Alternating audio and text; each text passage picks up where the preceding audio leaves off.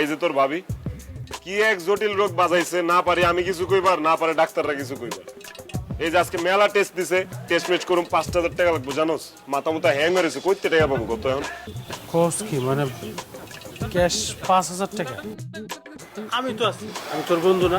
তুই আমার থেকে 5,000 টাকা নিবি, লাগলে আমার পরে ফেরত দিয়ে দিবি, সমস্যা কি? কি করছ তুই? কতদিন পর তোর লগে দেখা, কই তোর আমি একটু ঠান্ডা মান্ডা খাওয়াবো আর আজকে তোর তেম টাকা ধারলুম, এটা কি হয় মামা? আরে বেটা, এত সংকোচের কি আছে? আমি তোর বন্ধু না? ভাবি আমি করি। এখন হাসপাতালেই আছে। তারপরে কি আসবে জানো? তারপরে আসবে হচ্ছে ঠান্ডা, একদম বরফ কুচি করা ফালুদা।